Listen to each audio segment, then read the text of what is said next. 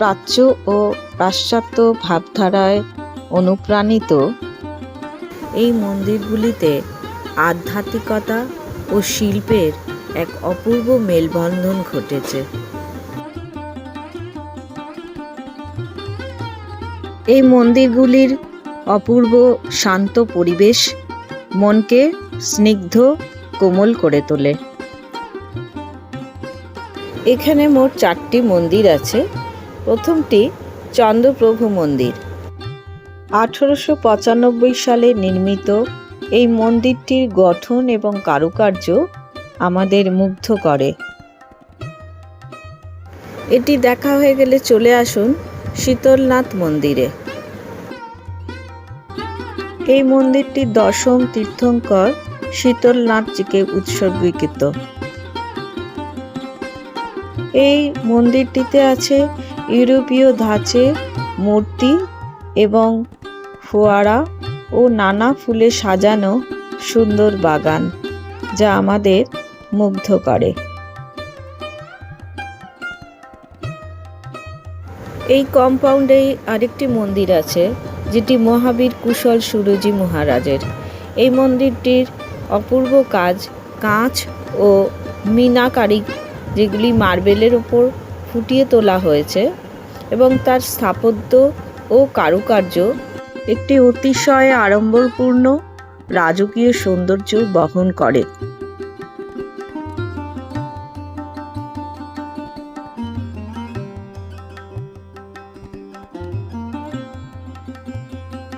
এই অপূর্ব শিল্পকর্ম শুধু মন্দিরে নয়, মন্দিরের বাইরে বাগানেও বিদ্যমান।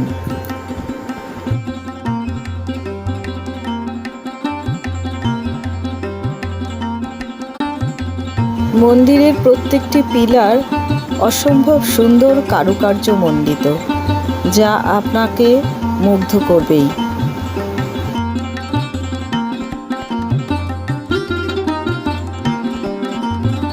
এই মন্দিরটি তৈরি হয়েছিল 1867 সালে রায় বদ্রীদাস বাহাদুর দ্বারা।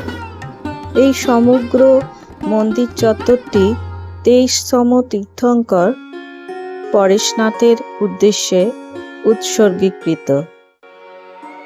মহাবীর জয়ন্তী উপলক্ষে মন্দিরটি আলোকমালায় সুসজ্জিত থাকে। কম্পাউন্ডের মধ্যে আছে একটি সুন্দর জলাশয়, যেখানে অসংখ্য রঙিন মাছ ছাড়া আছে। এগুলি দেখে বাইরে আসলে আরেকটি কম্পাউন্ড আছে, যেখানে আছে দাদাবাড়ি শ্বেতাম্বর মন্দির। এই মন্দিরটি সাদা মার্বেল দিয়ে তৈরি এবং এর সঙ্গে একটি খুব সুন্দর ফুলের বাগান আছে।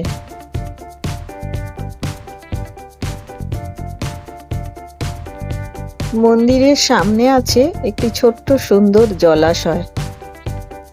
এই মন্দিরগুলি দেখতে হলে আপনাকে ট্রেনে বিধাননগর স্টেশন, না হলে মেট্রোতে শ্যামবাজার বা শোভা বাজারে নেবে গৌরীবাড়ি স্টপেজে অটো ধরে এসে 5 মিনিট হাঁটা পথে বদ্রীদাস টেম্পল রোডে আসতে হবে। প্রত্যেকটা মন্দিরের বাইরের সৌন্দর্য আলাদা আলাদা হলেও ভেতরের অলঙ্করণে কিছুটা মিল আছে। প্রত্যেকটা মন্দিরেই সোনালী অপূর্ব কারুকার্য, যেগুলো মিনা এবং কাঁচ দিয়ে তৈরি, যেগুলো অনেকটা রাজবাড়ির অন্দরমহলে আমরা দেখতে পাই। সবকটি মন্দির ঘুরে দেখতে মোট 3 থেকে 4 ঘন্টা সময় লাগে। আমাদেরও দেখতে দেখতে বিকেল হয়ে গেল। বিকেলের পড়ন্ত আলোয় মন্দিরগুলিকে আরেকবার দেখে নিয়ে আমরা বাড়ির পথ ধরলাম।